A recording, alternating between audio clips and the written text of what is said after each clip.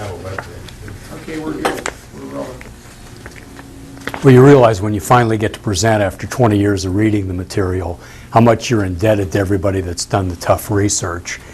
Years back, as I started teaching a class on political assassinations at a small college in South Carolina, one of my students said, I know Richardson Pryor, would you like to talk to him? And of course I took her up on the offer, and it was my first, I guess, mini epiphany, realizing that Pryor, when he'd gone through the investigation, was very frustrated with the military destroying their files, wished that he had another year, and spoke about that, something different from what he was saying in print. It was years afterwards, and I realized that I needed to look closer at the CIA and the military, and that the press had blown the story for years, and it was coming out as a chapter in a number of books, but nobody had written a book about press coverage. So I thought, well, I'll be the archivist on this and I'll try to pull it together. And I'm glad that I started on that. There are a lot of gaps. There's a lot of material. It's really an impossible task. And it's a career killer. You won't get a dissertation on it. I can attest to that. You'll infuriate academe that largely has rejected it within political science. It also has so many aspects to it that you can never be very complete. But the material covered today clearly could be the lead story in every paper in America, as it has been at every COPA conference that I've been at and the ASK conferences. The material begs for somebody to get out to the mainstream press. But we're stuck with a conundrum. Why is it with this great information that they don't cover it? We could say, as John has, this is the corporate Wurlitzer, but it's more nuanced than that, because all of these outlets actually have a chance to break the story, and they're not here, they're not breaking part of it. So we're set to explaining this further. As students ask you, you realize how inept the simpler answers are. So I'll try to fill in a few of the gaps, make a few comments, but I think it's perhaps most noteworthy to mention Joseph Goebbels as he talked about the goal of a mass media. The goal is what you want in a media system, ostensible diversity that conceals actual conformity. And I think that's what we've got, but it's difficult to clarify in a short discussion because it is a complicated case, and reporters that want to do good work on this are overwhelmed by the information. It is so sophisticated at this point that you have to have covered things for a while, although they could be spoon-fed certain portions of the story.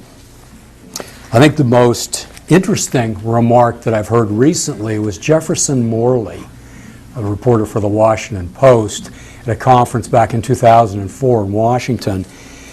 He said, and I quote, "This is a messy, complex, slippery subject with nothing analogous in journalism.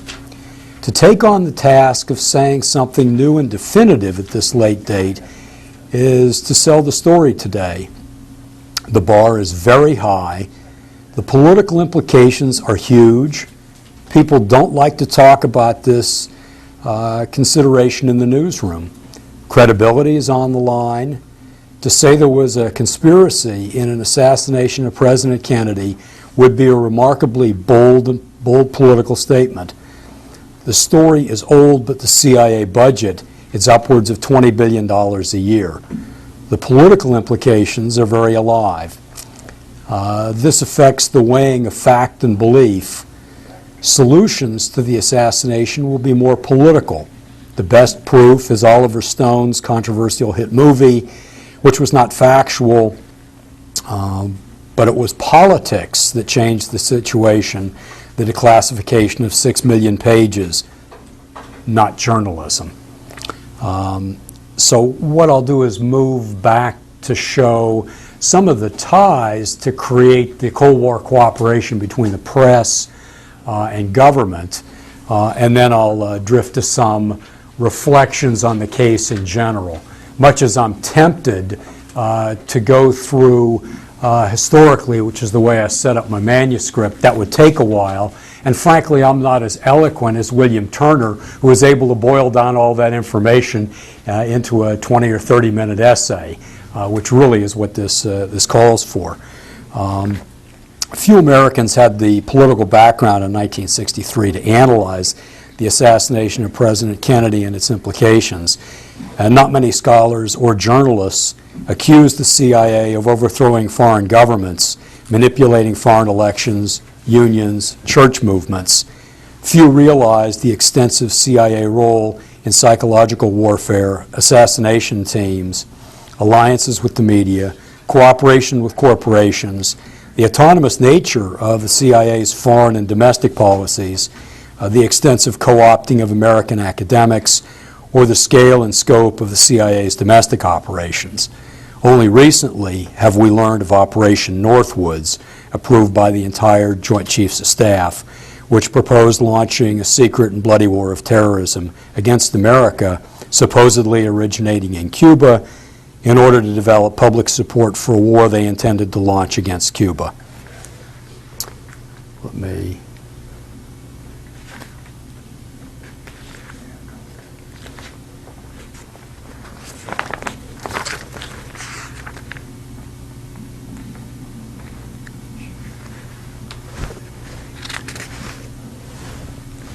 As I started to look back, the period of muckraking ended in its more effective sense by 1919, when the progressive journals were purchased by corporate America.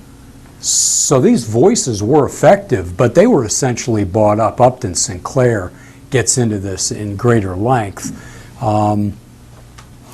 And you can see there's an academic debate as to whether the public should get access to the information as to what's going on with government, or whether it should be hidden from them.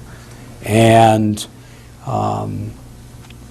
this could be seen a little bit with American correspondents reporting on World War I.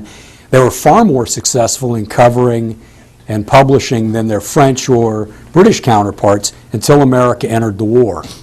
American foreign correspondents were then given officer rank, housed with officers, had their access to battlefields restricted, were required to swear an oath to convey the truth and refrain from any writing that would aid the enemy. Their stories had to pass through military censors.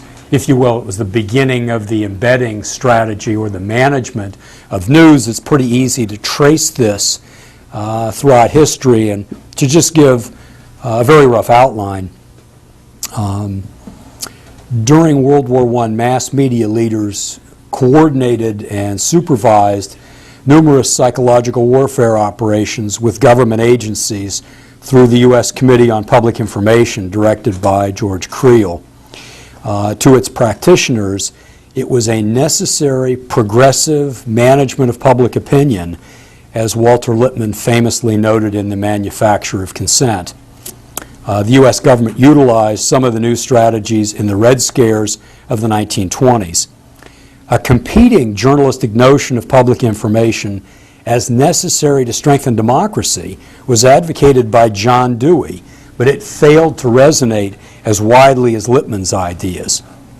Fast forward to World War II, literally the same debate. Office of War Information, then headed by the famous journalist Elmer Davis, thought that America would be best served by the truth, but another school of thought instituted at the Office of Strategic Services believed that lying would maintain morale and better win the war. 1940, President Roosevelt sent his trusted friend, corporate lawyer Bill Donovan, to assess the war in Europe. Donovan proposed the creation of the OSS to gather intelligence as well as to create propaganda to counter the insidious Nazi strategy of psychological attacks on the moral and spirited defenses of a nation. The majority of Donovan's assets at the OSS were journalists. Psychological warfare included propaganda, sabotage, guerrilla activities, bribing, blackmail, assassination. During World War II, Supreme Commander Dwight Eisenhower told a meeting of newspaper editors, quote, "Public opinion wins wars. I've always considered as quasi-staff officers correspondents accredited to my headquarters."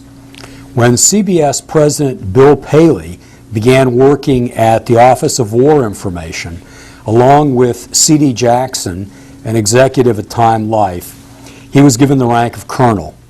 Paley's first major assignment was to establish a radio network in Italy through Armed Forces Radio to, quote, "lure Italian listeners with entertainment programs interspersed with propaganda," just the sort of arrangement CBS had used for its South American network. Paley's value was enhanced by his ability to work with both black and white propaganda, black being lies. After World War II ended, the OSS offices of propaganda, covert action, psychological operations were combined into the Office of Policy Coordination and the State Department, while the Office of War Information was dissolved. So we get a sense of this Cold War cooperation. Most of Congress didn't know, even with Radio Free Europe, the nature of the funding and who was on staff with it. Numerous media experts, including C.D. Jackson, Eugene Lyons of Reader's Digest, sat on this board. By the mid-1960s, Frank Stanton, corporate president of CBS, was the chairman of the executive committee of Radio Free Europe. By 1950, the CIA had set up an operation called Mockingbird, conceived of by Frank Wisner, covert operations directed by the CIA. His assistant was Richard Helms, and Phil Graham, publisher and part owner of the Washington Post.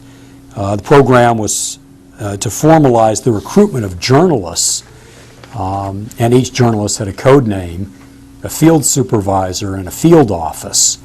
By 1951, the CIA had set up a number of generally highbrow magazines in Europe, a number of countries, and they were actually social democratic.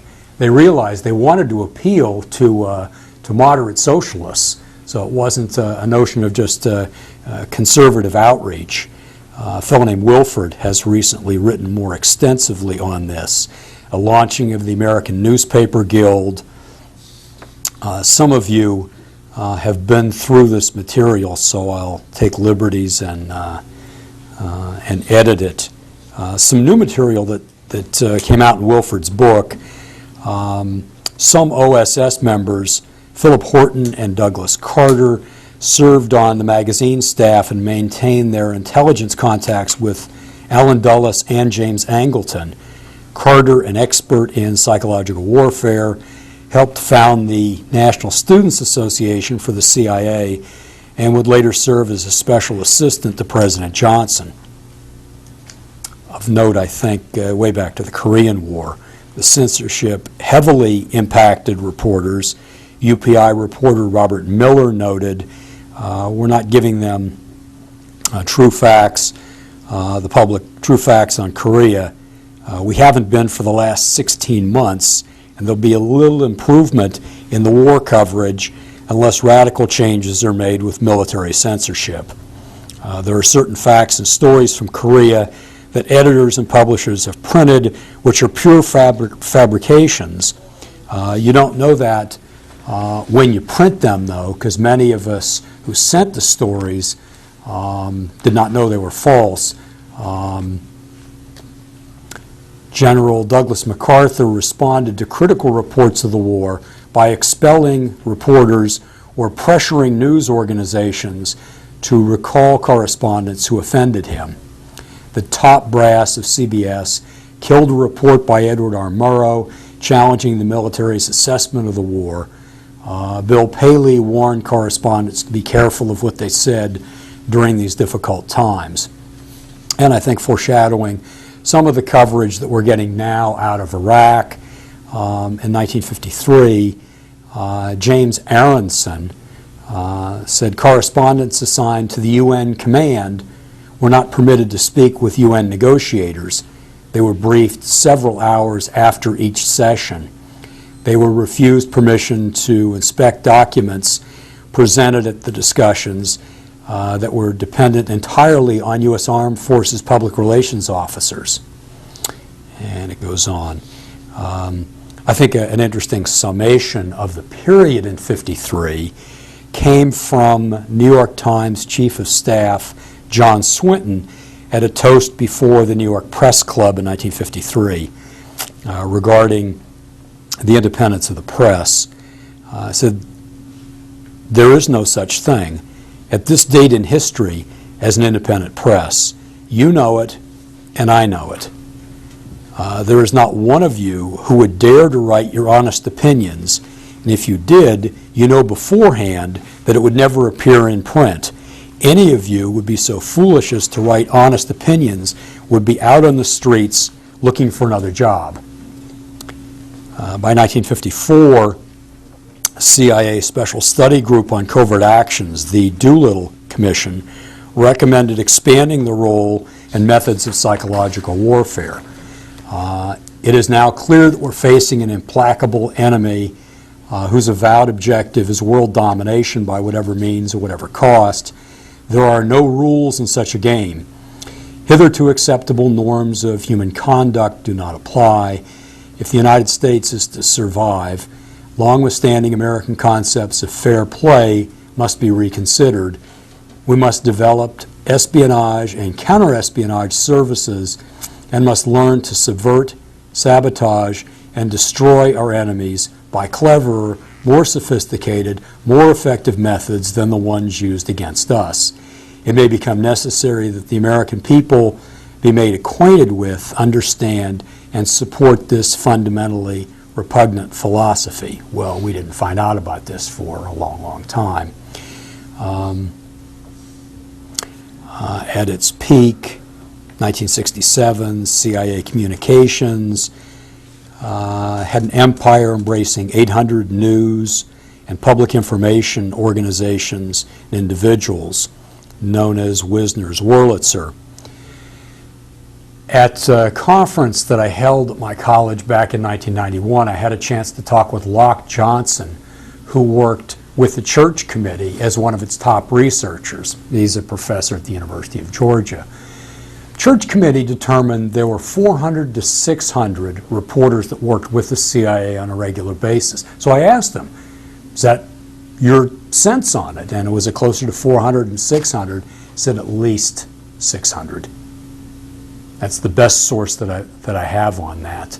So it was more extensive and than some of us might have imagined.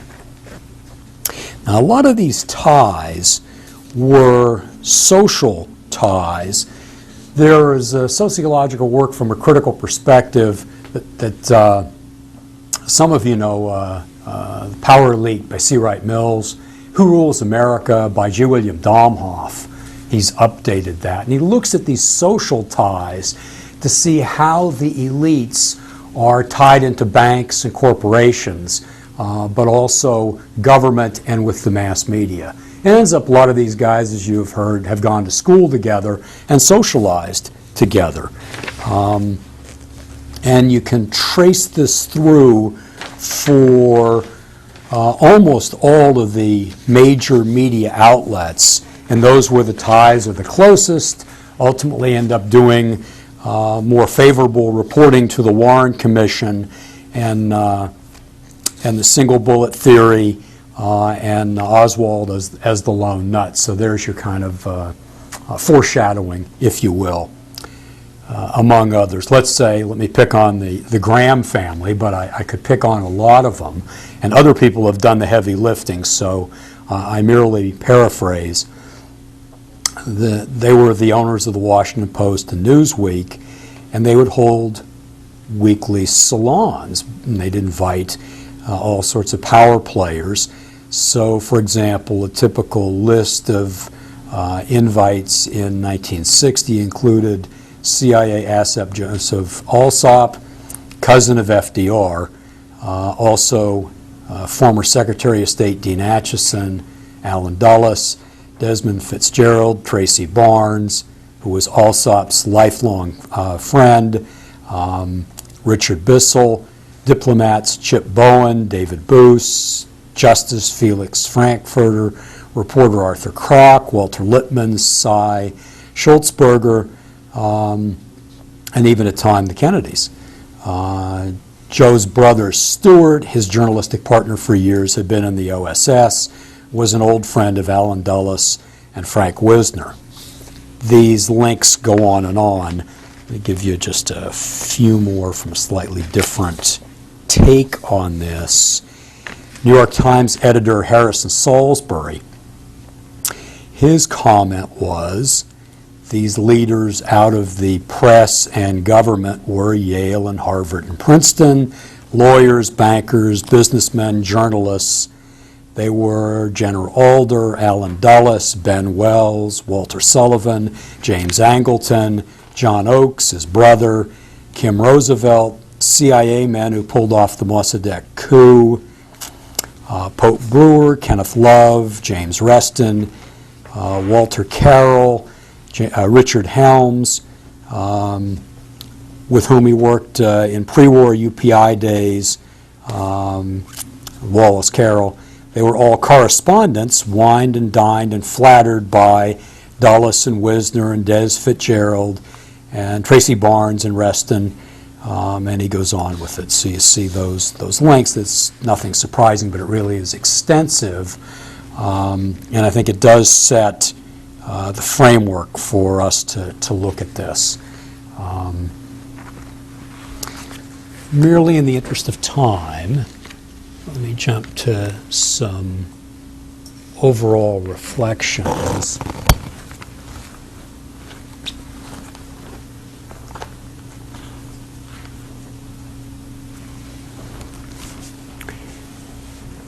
Truman, as you know, tried to respond a month after the assassination with a powerful letter pointing fingers. And ultimately, by 1971, Truman said, "Political truth can be the biggest, damnedest lie ever, but if motivated toward a pragmatic political goal, preferably for reasons of national interest, and stated with total belief and fervor, it becomes true." And I think we've seen some of that. I think the notion early on was, as given by the State Department to a number of news sources, go easy on the Oswald communist angle.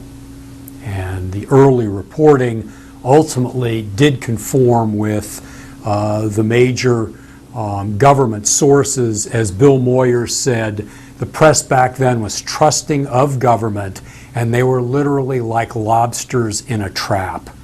They listened to these sources. They were expected to follow those sources. There wasn't a lot of encouragement for independent thinking. And I think that that was part of the cultural milieu, along with the McCarthy era that tended to scare a lot of the independent press, like The Nation magazine and The New Republic. They'd been called on the stand, been seen as unpatriotic. So there was caution there. Peter Noyes actually wrote in his 1969 book, and I forget the name of it, that he had talked to a number of people at CBS, and they were given calls by the State Department to go easy on the Oswald communist angle. So there was that pressure that they had to contend with. Much as I'm tempted to try to walk you through the way I did, step by step, with what happened, frankly, I don't have a good overview of it that will do justice to it in 25 minutes. So let me try to launch to overall reflections. After the assassination, Cold War cooperation commingled with selected disinformation, memories of McCarthyism, concerted Justice Department and FBI efforts to convince the public that Oswald was the lone assassin. The complexity of the case, the collective trauma, the caution regarding national security, political naivete, and disinformation from some government agencies and elements of the press confounded the mainstream media for quite a while. The mass media meekly acquiesced to their exclusion from the Warren Commission and provided vigilant support for the Warren Report even prior to the release of the hearings and evidence on which it was based.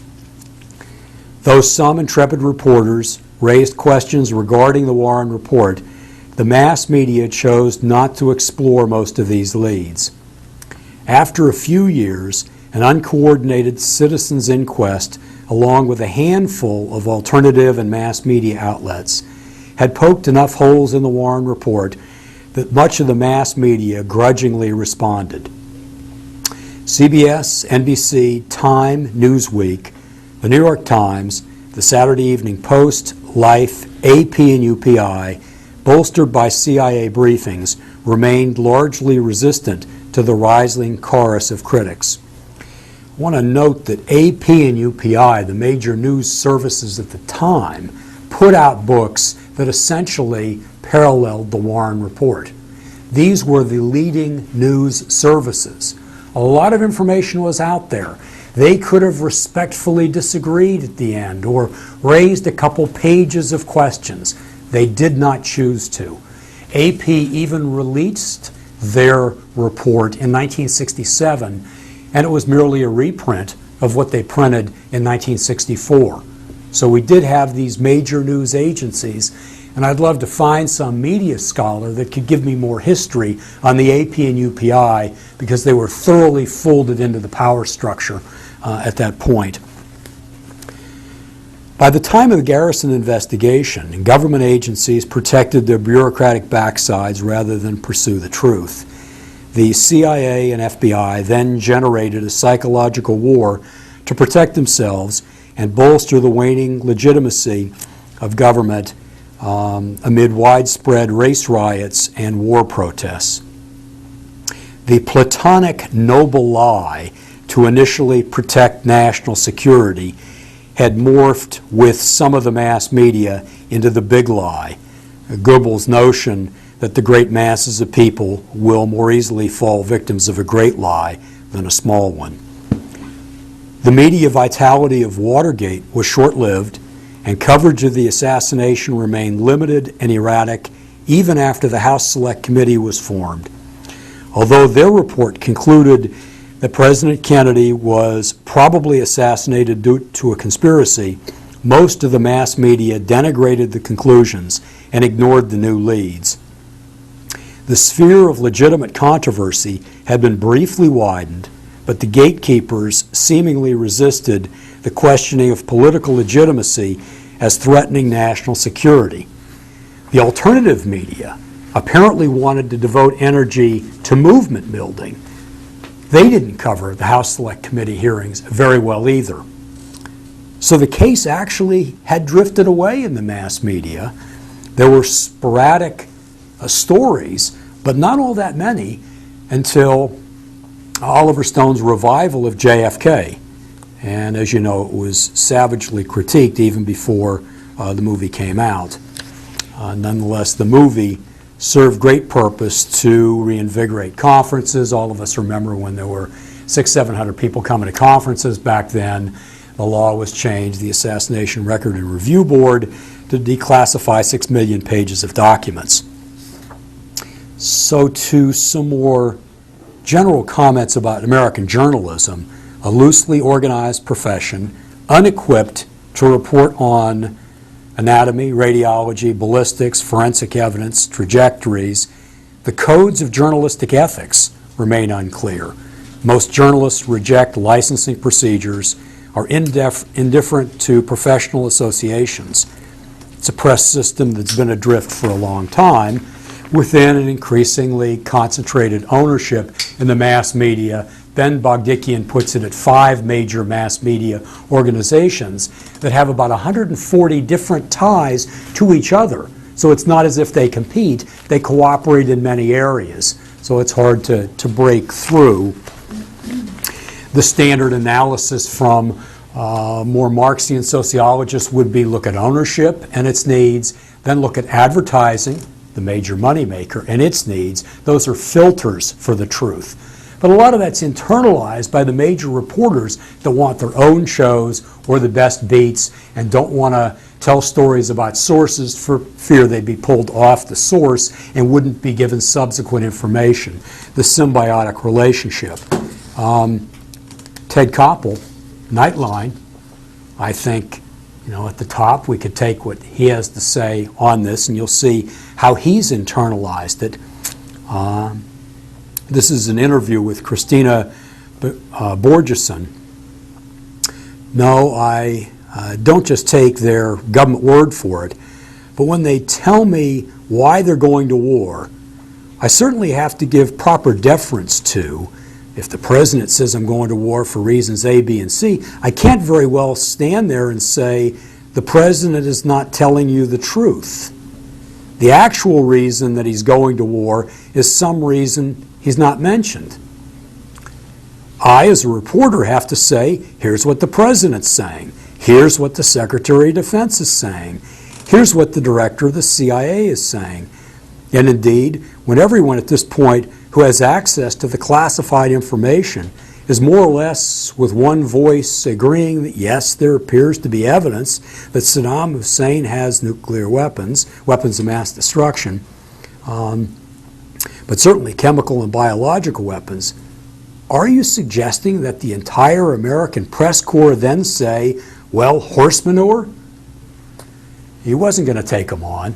Listen to Dan Rather, who after leaving CBS now is saying a few things in a BBC Newsnight interview. He said there was a time in South Africa when people would put flaming tires around people's necks if they dissented. And in some ways, the fear is that you'll be necklaced here. You will have a flaming tire of lack of patriotism put around your neck. Now, it's that fear that keeps journalists from asking the toughest of the tough questions. Fear of loss of respect, job assignment, job security, friends, and status. And all this was heightened after 9/11.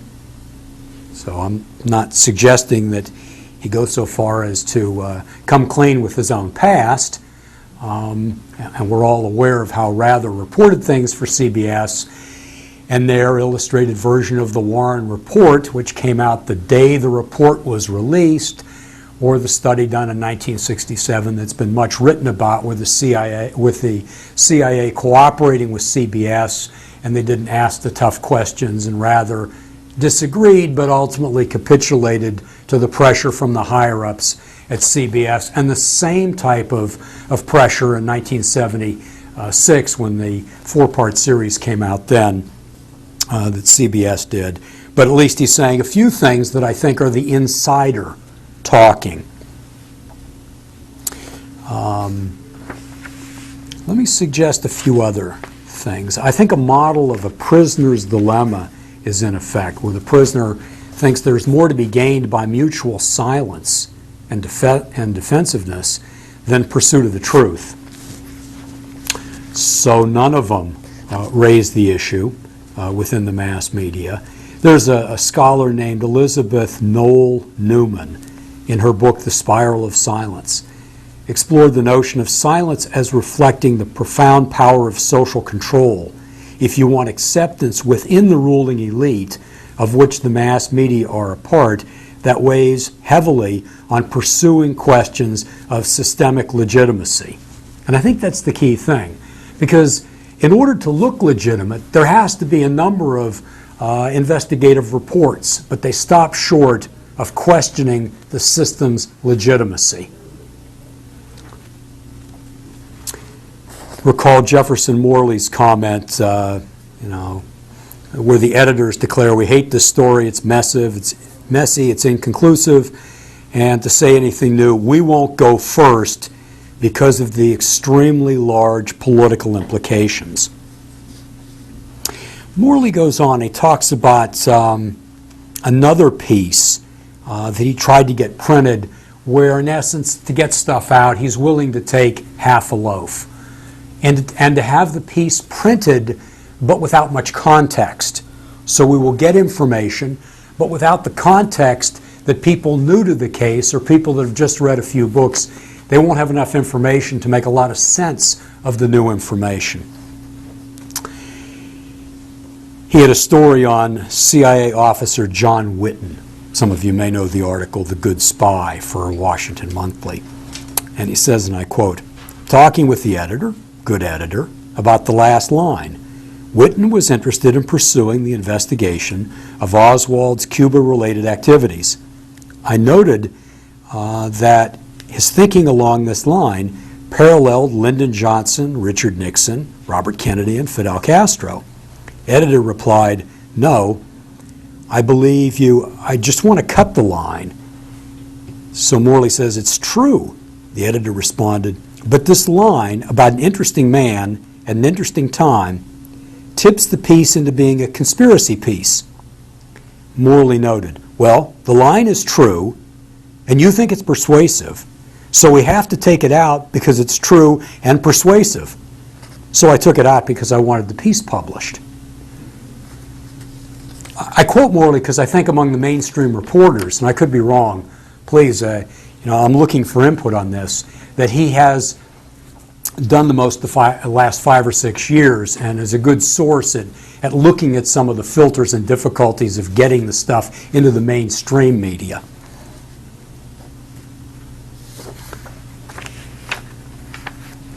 I think Peter Dale Scott may be right in his conjecture about two factions maneuvering to manipulate the media to impact foreign policy.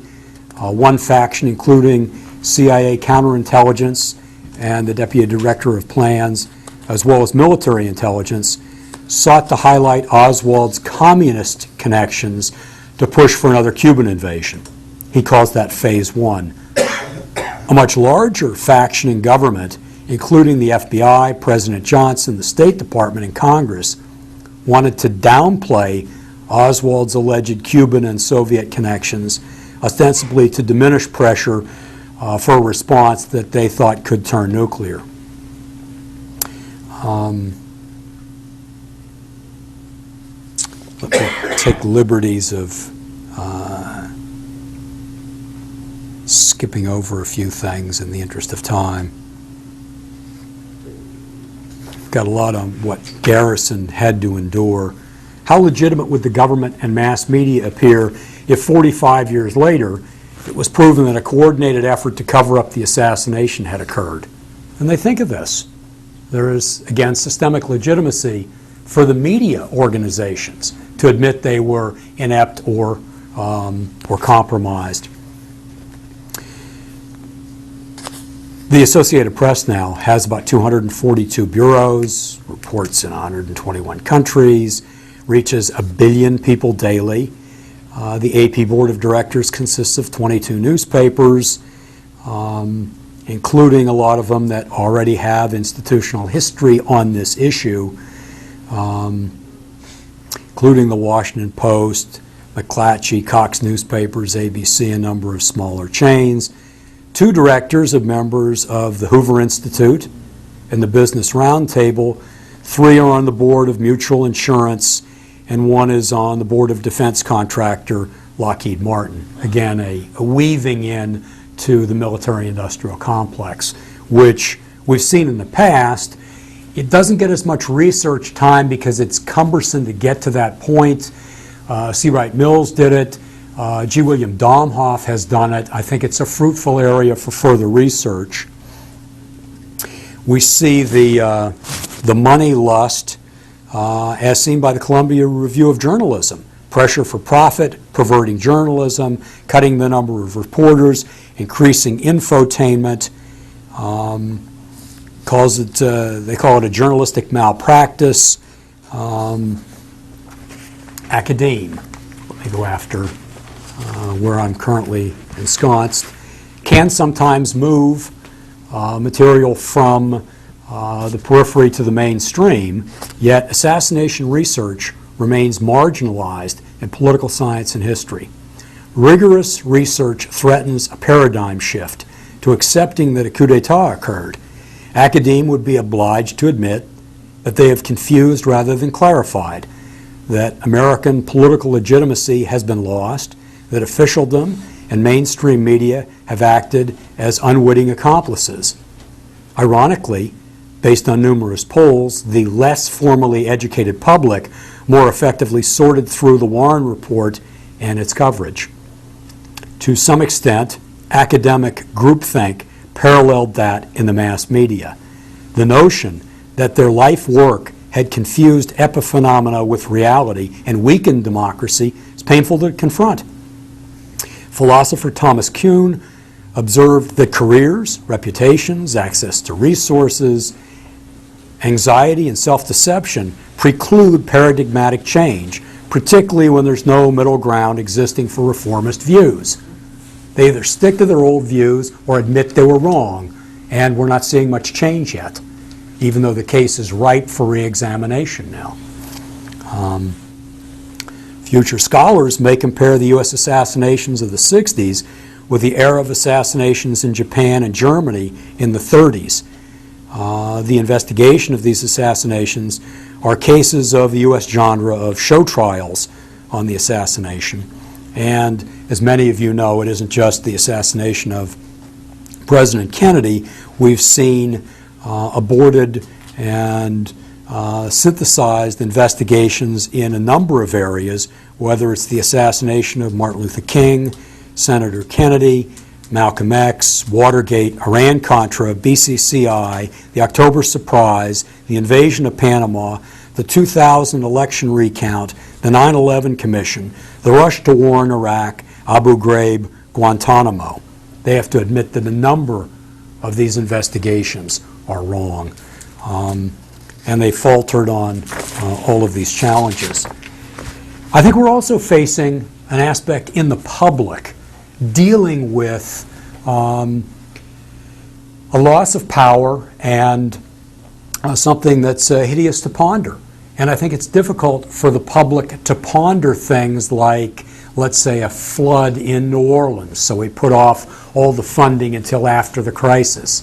It's perhaps the conscious and unconscious public denial of threatening news regarding everything from global warming to foreign policy contributes to the lack of coverage. The U.S. public has despaired over, but largely denied the implications of many of these investigations. Although the vast majority of the public believes there was a conspiracy and a cover-up, they don't, many of them, know it.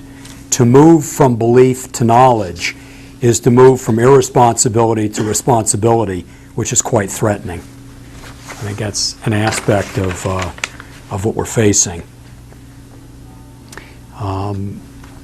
We've talked about the lack of access to information, and let me skip over that. Again, to Jefferson Morley with his information on George Joannides as a CIA liaison to the House Select Committee on Assassinations.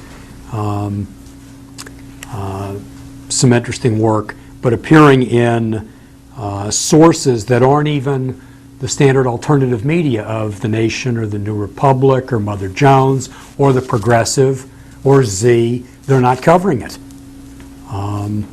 And let me jump to that because I think that's useful.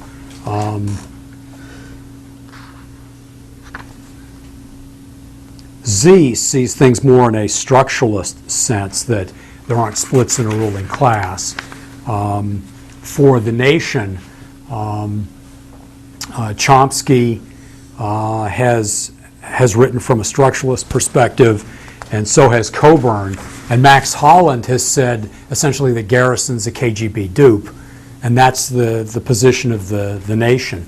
The New Republic was very critical of the Warren Report until there was a change of leadership at the New Republic, and a former CIA operative took over in 1970. And then you can see actually 68, excuse me, so that the reporting at that point is critical of Garrison, and the New Republic doesn't do very much, even though they've done a really good job for alternative media, not as good as Ramparts or the Midlothian Mirror, but they were at least covering it.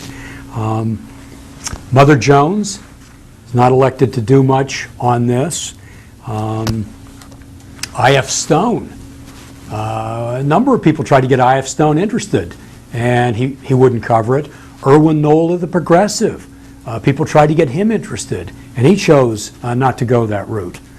So we have our more, if you will, established alternative press for a number of different reasons, not wrestling with this issue. And it's interesting to note that when Ramparts did take it on and do some good investigative reporting, that their readership climbed rapidly, and they were more popular and more read than the Nation and the New Republic combined. So one could even make money off of this and be a very viable source for other muckraking if they were to undertake this. I think the interest is still there. I mean, I can tell you, even in the backwoods of South Carolina, when I talk to men's clubs, they're interested. People want to hear this. They want to know who has power and how it can be changed. So the interest isn't dead, although it is more distant. Forgive me for going on so long with this. Jim Hoogan, interesting source here, tried to pitch it to CBS Mike Wallace. Does anyone remember the story? Yeah. Very briefly, Mike seemed interested, convinced by it, and thought the story was something we should pursue. First, it had to go through Phil Scheffler, senior editor at 60 Minutes. I'd worked with him in the past. Fine journalist, fine editor. He's not much inclined to do any stories with a conspiracy angle. This had come up in the past. He said, "Hoogan, do you have any conspiracy theories that we've not adequately reported?" I said, "The Kennedy assassination." It's funny you should bring this up, because I probably know more about the Kennedy assassination than anyone at CBS. Hoogan said, "I was astonished." He said he was involved with the early efforts of CBS looking over the Zapruder film, said it was so obvious that at least 2 people were firing in Dealey Plaza that day. Said, "Oh, did I miss something? Was that reported?"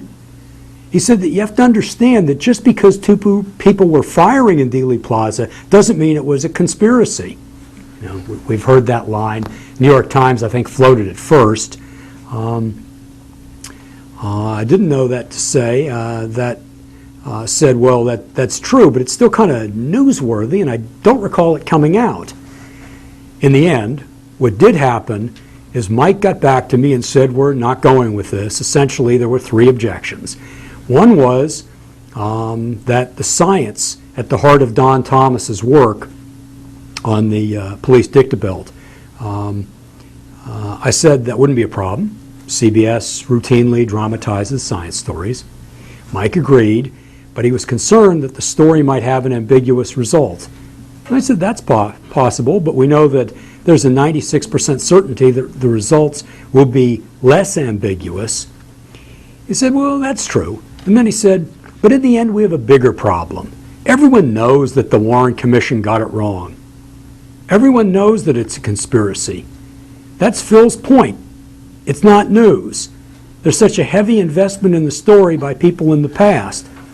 Mike Wallace said there is one piece that this story, there's one way, rather, this story could get on the air.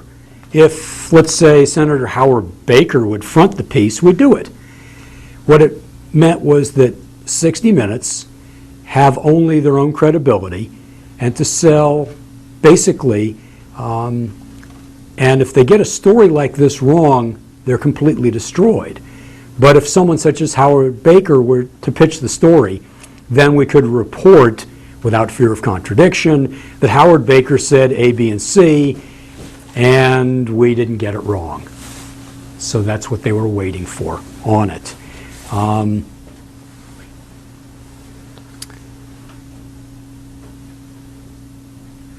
alternative media, like all organizations, fall prey to an iron law of oligarchy. Those in the hierarchy make decisions, keep information from others, and they've not decided to cover these events in a while. Let me, John, how are we doing on time? We have a little bit more, or should we? A little bit. Okay. Former AP and Newsweek reporter Robert Perry, who broke the Iran-Contra story in 1985, only to see the mass media back off of it for a while, observed, "It's as if the final price for winning the Cold War is our confinement to a permanent childhood, where reassuring fantasies and endless diversions protect us from the hard truth of our own recent history." Racing fast forward, the Downing Street memo that many of you know about, when it finally was circulated on the web, and it was after the war had started, about the origin of, essentially, that Tony Blair's aides were skeptical they could convince the British public to go to war, but Sir Richard Dearlove, chief of M16 intelligence unit, assured them that the Bush administration was busy, quote, fixing the intelligence and the facts in order to develop the rationale for war. Although European journalists ran with the story in spring 2005, the American mass media ignored it until Americans learned of it from the internet and pressured them. It was then dismissed as old news. Between May and June of 2005, ABC did 120 segments on Michael Jackson, 42 on Natalie Holloway, none on the Downing Street memo, and the other mainstream media largely followed suit on it.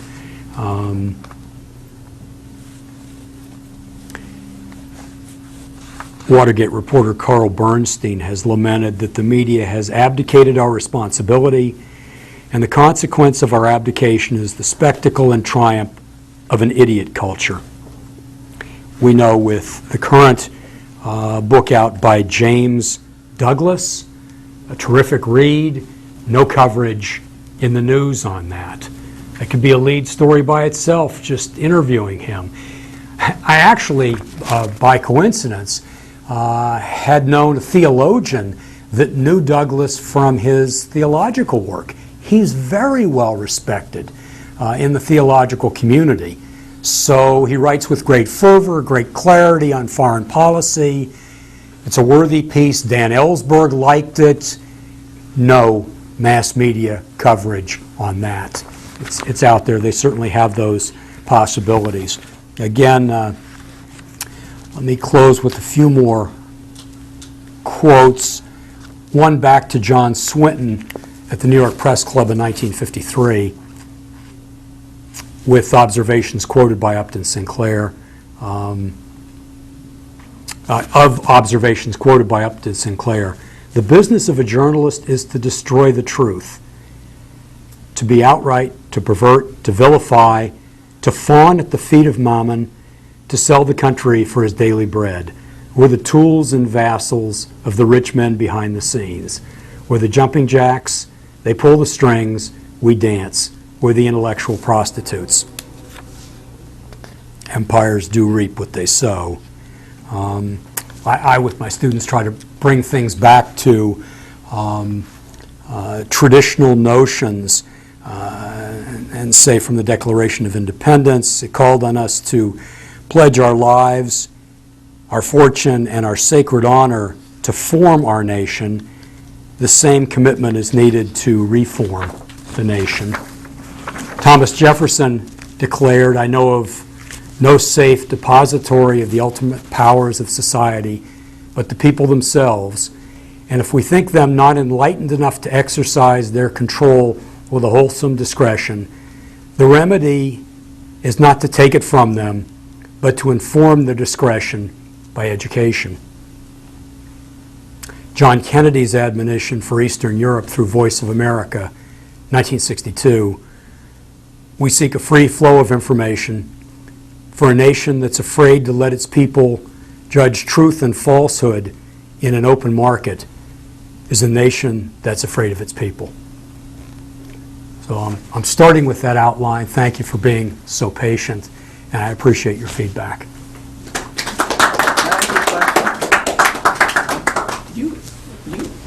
You consider Harrison Salisbury a CIA asset? The reason I asked you this is he wrote a review of David Lifton's book, Best Evidence, in which he said he predicted. Do you think Harrison Salisbury is a CIA asset? The reason I asked you this is he reviewed Best Evidence by David Lifton. He said nothing about the book. He did say that at the time at the time of the assassination, he thought there would be a lot of, conspiracy theories. What he neglected to say was that he said that in the Bantam edition to the Warren Report. See, this is where I need to go back and look up that material. I have it. This is terrific. That's what I was hoping for on it.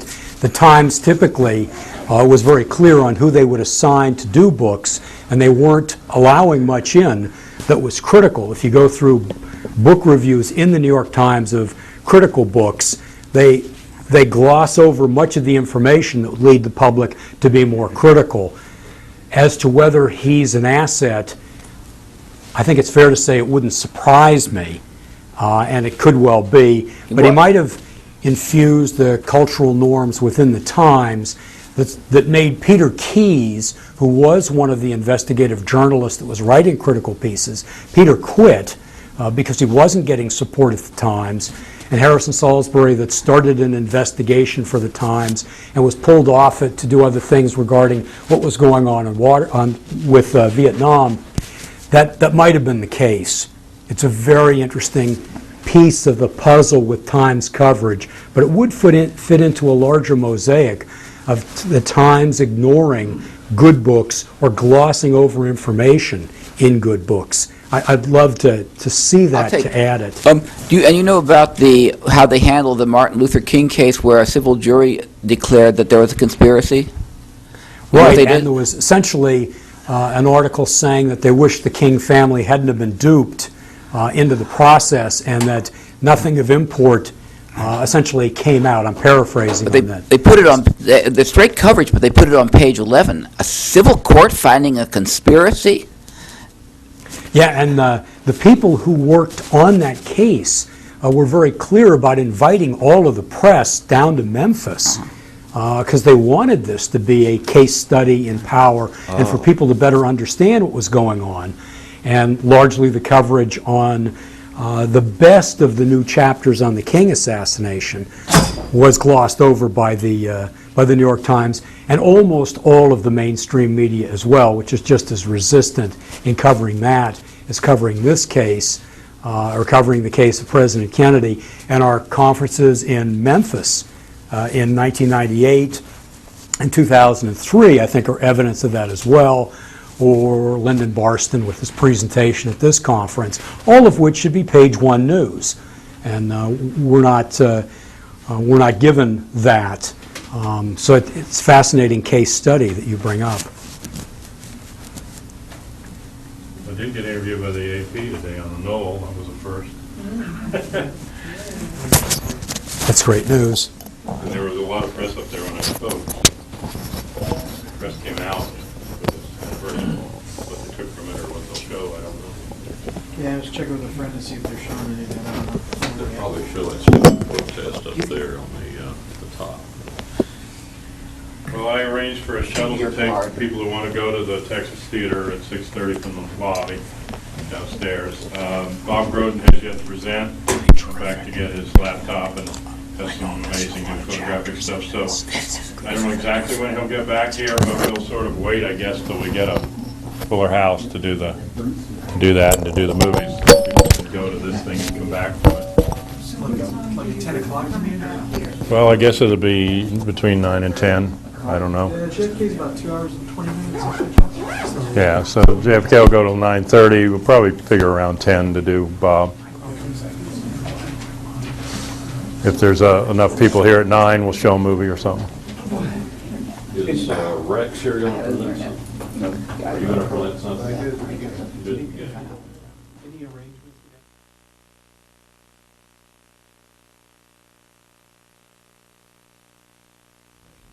So she was in a position to know quite a bit about the assassinations.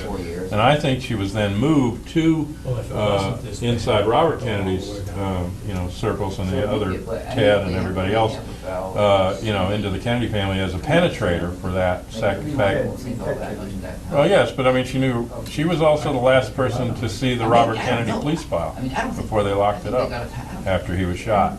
So she had ties to the whole family, but she was working with Ted Kennedy, and she was invited to that cottage, but she was part of a number of traveling political secretaries that were used by different campaigns and camps called the Boiler Room Girls. Judy Woodruff. Judy Woodruff, yes, she's the one that I mean, that said she heard this shot up and upward and to the right, but Leslie Stahl also. There were 6 or 7 of them, and they all got great careers with the media, or they got top corporate positions in these law firms after Chappaquiddick.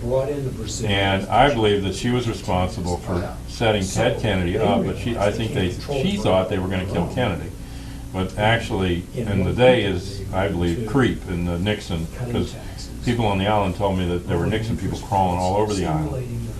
Tony Lazowitz said that he got $10 million from Chuck Colson that summer to do Operation Sand Wedge, but they never asked him what it is. I think it's wedging the Oldsmobile in the sand. He said he was supposed to go up 3 days before Ted Kennedy got up there and pose as a journalist and ask him embarrassing questions. Well, embarrassing questions about what? Yeah. 3 days before. And he never did pose as a journalist. He's not present at any of the press conferences, but he's up there operating, And if you remember, Lazowitz, the bag man for Watergate, was also the cop that they had look into Oswald's background in New York for the early investigation. He only had $100,000 then. Yeah, that's right. He didn't have such big bags, but Mary Jo Kopechne knew a lot, about different things, and she was an insider, but I think knew about the assassinations, but I don't think she realized that they couldn't kill Ted because it was like one more Kennedy would have blown the whole thing sky high, but they had to get him out of the race. So she, I think, slipped him a Mickey, got him out into the car. She drove, they said, not him, that he was drunk. Her purse is in the back of the car, which is kind of strange. I mean, and then If you wrote a novel. I think the Deputy Look, who had no reason to lie as a sheriff's deputy, saw the car sitting at the edge of Poocha Pond at midnight. It was long after they left the party. Ted Kennedy wakes up at 4 a.m. in dry clothes and comes out and asks what time it is from the hotel people and goes back to sleep. I talked to people who saw him in the morning in a jovial mood. You read in the newspaper, and in the morning having breakfast, nothing's wrong. I heard that. And so I think he doesn't even know what happens. He's just taken out of the loop. Yep. Mary Jo is murdered. And Mae Brussel, as I said, saw these people moving and understood the dynamic, and she said they're going to call the parents and said they're going to kill your daughter 3 days before. And the parents wanted to reinter the body once the blouse results came back, which was after they buried her. The coroner just looked at her briefly and said that there was nothing. He didn't say, he said he thought it was not drowning but asphyxiation. She was upside down. She had her feet over the back of the seat, her rear end in the seat, and her head in the footwell. So like being sitting upside down in a car seat, but that's because the footwell was the elevated part of the car where there was any air. So she had climbed to get air, but eventually the oxygen ran out in the CO and she asphyxiated herself. She might have been alive in the car. I think she was alive for a period. But when the blouse came back, it had blood all the way from the neck, down the back of the blouse, and down both arms. So somebody had stabbed her or something. And then I think the car is just driven in, pushed off and driven into the drink. But Kennedy could not have been the driver of the car, could not have gotten out of the car. Physically, the car was, that door was smashed up, and it's hard enough to get out of a car underwater. Couldn't have done the swimming. I thought there was evidence indicating that she was dead before she hit the water, before she... I don't know, but I mean, I think that she wouldn't have been able to get up to where the air well was, the footwell was for air without being alive. So someone actually steered or pointed the car towards water, or was she actually hit by the side and knocked off? No, I think they just steered it in. And she unconscious in the thing. She was semi-conscious. Yeah, and just drove it into the water, and then. So you think they met her at some point, or stopped her at some point? And then... Yeah, I think they met her, took Kennedy out of the car, but then killed her. you know, and dumped her into the drink, and then tried to blame Kennedy. But I think Holcomb Heston and Robert Cutler worked on it, and their thesis was that they came to him with blackmail letters from her, signed by her, and said, do you want a manslaughter rap or you want a murder rap? And so they backed him into a corner where he took a manslaughter rap because they could have proven motive. Even though I don't think he was in the car. Why he didn't think he could prove he wasn't in the car, I don't know, but maybe he just was drunk and couldn't remember where he was, so thought maybe they could prove it against him or set him up somehow. So that dirty allegation that she was pregnant and carrying his child is total garbage. That's the right wing. So they were probably targeting her. We're going to kill her anyway. She knows too much. Let's use her and. Or just that get she's Teddy. convenient because she's, you know. Yeah, they can kill two birds with one stone. I don't know if they had other motives for killing. I don't think they would have told her they're gonna kill him, even if that was part of their plan. They would tell Well, her, you know, maybe we're gonna knock beat him out. up or Who something knows? I lesser. mean, Yeah. what they told She her, didn't but know. I Obviously, think she didn't know. She would the evidence to me is that he was slipped a Mickey, and Yeah. the judge doesn't believe the Kennedy family version of them diving for her, knowing that she was down there and not doing anything. Well, you know, he didn't swim at 2 o'clock in the morning. No, I mean, and he didn't have the back to make that kind of a swim, and it's strong current at night, and there's sharks, and it just isn't a plausible story. But neither is him calling Markham and those guys and having them dive, so the judge didn't buy it. Why do you think his cousin's involved in this? Was it?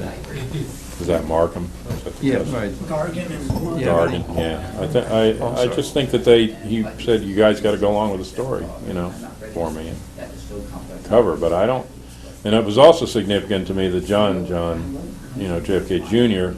went down in that plane on the anniversary night of Chappaquiddick, all those years later. You know, it's the same night, and I thought that was a signal or, you know, planned. And he was gonna take a commercial flight to the wedding, and he got a death threat, and that's why he chose to take the private plane, and I think they had set that up to push him into the plane and sabotage the plane. Where did you find out about the death threat? It was in the news that he had gotten a death threat and changed his plans, one of the stories about it early on. Death threat if he got on an airliner. Yeah, well, he just was getting on an airliner and they gave him a death threat. I don't think it was specific, but he said, well, then I won't take the public plane, I'll take my private plane, and, you know, but I think that's what they wanted him to do. I know a lot of researchers are saying there was a qualified flight instructor in the right seat. There could have been. I mean, they did there's do it. conflicting stories about it, but he often flew with the flight, but he was a good pilot himself. Yeah. But they didn't apparently recover everybody. I mean, they didn't know for sure if they recovered. Well, didn't they blog off the search for 18 hours? Yeah. So they Wait- could have done wait. anything down there on the plane or Right. remove a body or. Either time to do something or just current move Yeah. of bodies, you know, and wreck. But they found them in their seat, well, supposedly they found them with their seatbelts on in their seats. What Hankey said they found was that the fuel line had been shut off somehow.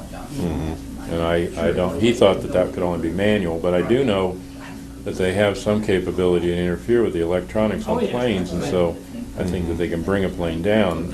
Chuck Colson, you know, said that Mrs. Hunt, E. Howard Hunt's wife, was delivering money to the Cubans in Chicago when they shot her plane down. Yeah, they shot it at. That's what he said. Wasn't a And bomb. that plane was supposed to be just a commercial airline crash, Who said that? you know, pilot error. That was Chuck Colson in the Watergate testimony, and they don't go on and ask him anything about it. Yeah. I mean, and taking money to the Cubans, I mean, that's interesting too, because their story was just taking the mob, but it said to the Cubans. It can be synonymous, but, you know, what Cubans, and, you know, what were they trying to cover up, and, but she was a bag woman. She was higher in the intelligence agencies than E. Howard Hunt was. That was another sort of marriage of convenience. I didn't know that. You know, and I thought, now, I had heard she was a bag man for E. Howard Hunt. She was taking money. she was paying payoff money through Yeah. Hunt, you know, to cover up, to get people not to tell the truth Yeah. about some aspect of Watergate, you know, if that's what it was, or JFK, who knows, but, yeah, but she was in the plane, and she was being interviewed by this woman, Michelle, I'm not remembering her last name, African-American woman, exclusive interview on that flight. And her body was, Fred Friendly from CBS ordered her body cremated before even calling the family. And her body was cremated, and so the evidence couldn't be had. But on some of the bodies, there was arsenic poisoning. And I guess arsenic comes off of the seats burning, but this was too many levels In other words, the teeter level it was at, you would have been dead and not breathing anymore to get up to that teeter level. In other words, if you get to a teeter level of 2, you're already dead, and this was like 4. So it could have been fed to them or injected into them on the plane, but it wasn't from the seats burning. And the pilot and one of the co-pilots, and there were other important people on that plane. There were people involved with some scandals around the ranch, the King Ranch, and Leslie King, that is the birth name of Gerald Ford. And he was an adopted guy, so he had ties to the people who died on the plane. Gerald Ford's real name was Leslie King, yes.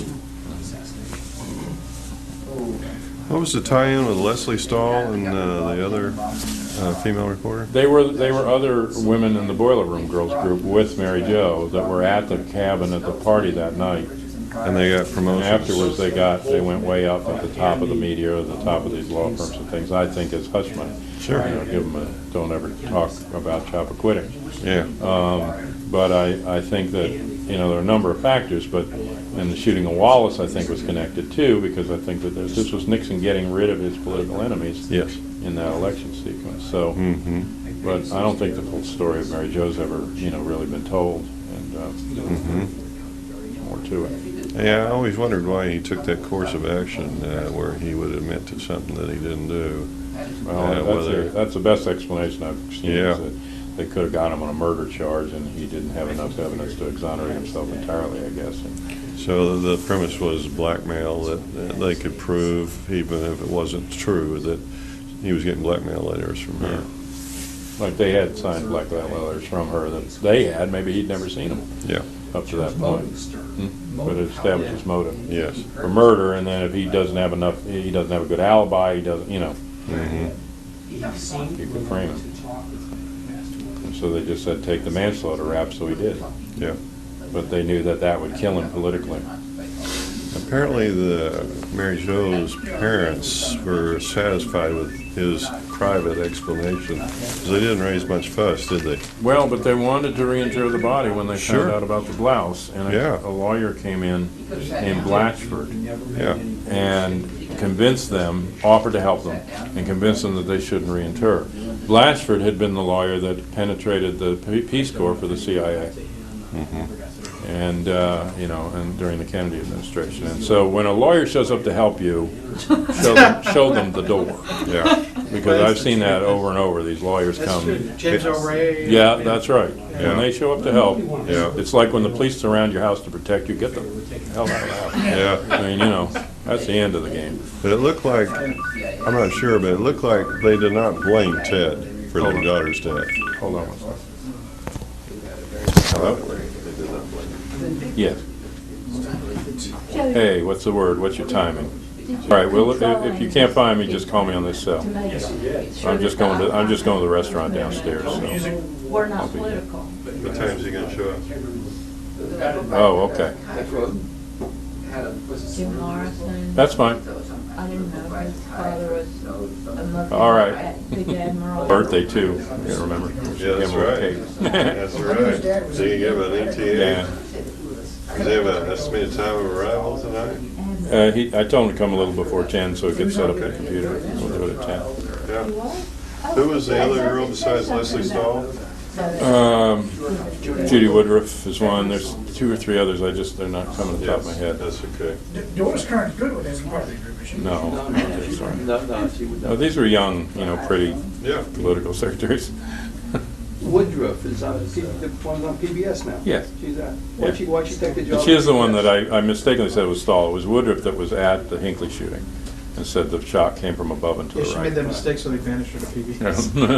Well, she didn't make it again. She did her biography. And then, I did work on the woman journalist that died. Golden Girl, they wrote the story about her. And she was in the news in Philadelphia. Jessica Savage? Yes, Jessica Savage. The one that supposedly backed up into the water? Yeah. Well, I went for those two. went down into the, into this canal. Now, this is a historic canal. It normally has absolutely no water in it. And while there had been some accidents in it, because it didn't have a guard fence, they were very rare because the area where she went down is next to a parking lot for this restaurant that sits at the main intersection there in the little town, New Hope. And New Hope was starting to become a retreat for people that lived in New York, like to go down to New Hope for the weekend. Another person that lived there was Abby Hoffman. And so it was Chez Louise, I think. It was a restaurant there that was pretty popular, and she had gotten involved that summer. She wanted to get the news spot that Nancy Chang eventually took, the Ganker spot. So she was on cocaine, but I know this because her cocaine dealer was also a cocaine dealer for another friend of mine. And so she heard from the cocaine dealer this, but she was doing cocaine. Yeah, Connie Chung. That's what I mean. Yes, Connie Chung. Anyway, what was that, NBC? It was whatever one she was bucking for, but she wanted that position. So she got off the cocaine, and she cleaned herself up. And then that summer, she was doing Frontline. And they had this thing on Frontline where you could order the transcript when it was done. So I was catching them.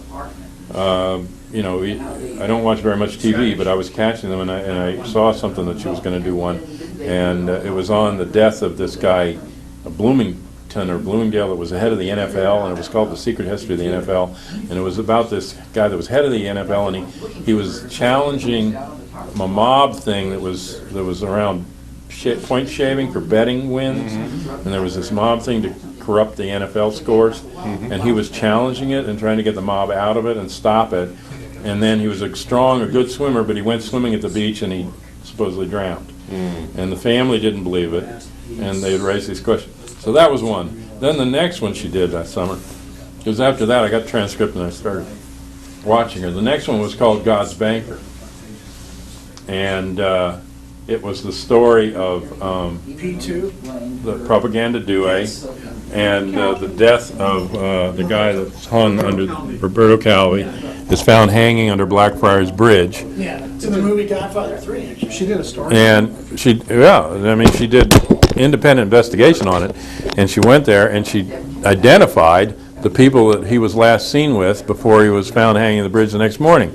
And these guys that came to the hotel and took him out of the hotel, and he had $18,000 in his pocket when he was found hanging, and they said it was a suicide, and he was involved with the Vatican Bank scandal and Licio Gelli and propaganda due. But the two people that took him out of there were connected to Alexander Haig and Henry Kissinger, and Haig, had a connection with the P2 guy, and but none of that had come out. And Francesco Pazienza, I think the guy's name was tied to NATO and tied to P2 and also tight with Haig and Kissinger, and it was his goons that came and took him. And so that was like, these guys had never been named or charged or anything in the news or the connection to the kids. So, and I was getting these transcripts by that point, and I was calling Mae Brussel and sending them to her. I said, Mae, you can't believe it. I said, this woman is doing your stuff on, on national news.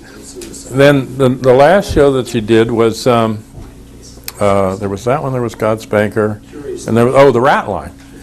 And it was about how they took Klaus Barbie and the Nazis out of Germany at the end of the war through the 919th Central Intelligence Corps, which included in its membership Henry Kissinger, Theodore Ted Shackley, the blonde ghost who was part of Bay of Pigs, and J.D. Salinger. Yes, which is why I think they're reading Catcher in the Rye at the shootings. It's a little message that this boy's one of ours. And Salinger's very reclusive and everything, but he was part of the 919th Counterintelligence Corps that moved these Nazis and covered up on them. And this was the first thing that had been on TV about the Rat Line. And I was just like, oh my God. And then the next week I called and I said, Mae, you're not going to believe this. She said, what? I said, Jessica Savage is dead. And I had gotten the news that afternoon on the radio that she supposedly went into the, this canal and drowned. Well, the reason she was going down there was they were actually looking for a house down there because she got off the cocaine, straightened herself out, started doing investigative reporting, and all of a sudden this guy shows up as a boyfriend, Murray Fishbein. He's the hatchet man for Rupert Murdoch. And he's the guy that got the Village Voice for Murdoch. He's the guy that got the Boston Globe for Murdoch. And Murray Fishbein. And he's dead in the car, still with his safety belt on, okay, and upside down in the water and drowned. She's in the back seat.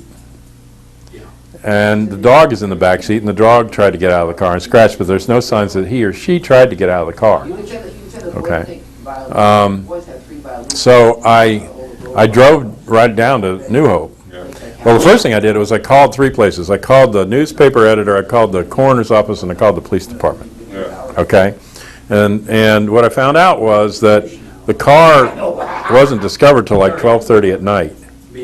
But a woman who, and the other thing about why they went in, there were some earlier accidents, but the only guy that died in the accident was so drunk that he didn't know where he was, and he went down the canal on a day. He slipped the front car, the car slipped in, and he went underwater. When there was, but you'd have to have a long, heavy rain, and they had one that day that Mary Jo, or that Jessica went in, and so there was water in there, but normally there wasn't. So he went into water. He was so drunk he didn't know where he was, and he drowned. Other people just like their tire slipped over or something like that, and there was some talk about putting a guardrail up. But normally, you go into the parking lot of that restaurant, and you get there by crossing over the canal on a little bridge that goes out to the main highway. There's 2 intersecting routes there, and it's right at an intersection. So they, Jessica and Murray had been to this restaurant several times, I found out when I went down there. So they knew how you went in and how you went out.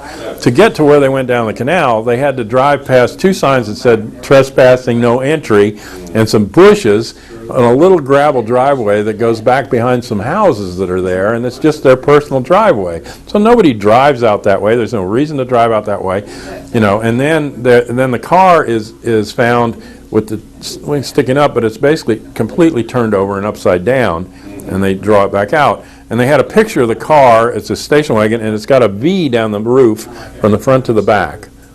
Well, when you go into that water, you're going slow anyway, but the only thing you're going to hit is flat mud at the bottom of the canal. I mean, there's nothing there to make a V in the car. So that didn't look right to me. But the newspaper guy had called some of the neighbors, and one of the neighbors had heard a big crash around 10 o'clock. Okay. And so he thought that's when the car went in. And then I called the coroner's office. I didn't get the coroner, I got the aide, but she told me about the dog scratching, with Jessica in the back seat, and then just some early details. And then I called the police department, and I can't remember what they told me, but one other thing that just didn't sit with me. I think they told me about dragging the car out and having the V in it. And so I drove down there, and I interviewed the waitresses that served them, and they hadn't had anything to drink. And they left the restaurant in this pouring rain at 7 p.m. Well, why would you go out with the dog, and you're done eating dinner and you haven't been drinking at 7 p.m. and 3 hours later drive down a gravel driveway going the wrong way and go into the water? I think that they left. They went back to the apartment. They were ambushed to the apartment. They were killed there. They were put back in the car, or at least knocked unconscious. The car was driven back, and it was tipped over. And that's when it goes to the edge of the canal, tipping over, that's what makes the V. And then it slides down in. And then later they're found dead in the car. And this same coroner that rules that, it was just, an accident on their part, it was the one that did Abby Hoffman. And Abby Hoffman's son called me, America, and said that he was wanting to get a good autopsy because he didn't know what happened to his dad. And he said that he saw his father, because he was supposed to have overdosed on barbiturates and alcohol. And one thing he said was, my dad was a communicator. Even if he was going to kill himself, he said he's the kind of guy that would have wrapped himself in a flag and jumped up the top of the Empire State Building and left some kind of a message. He said, and made a message out of his death.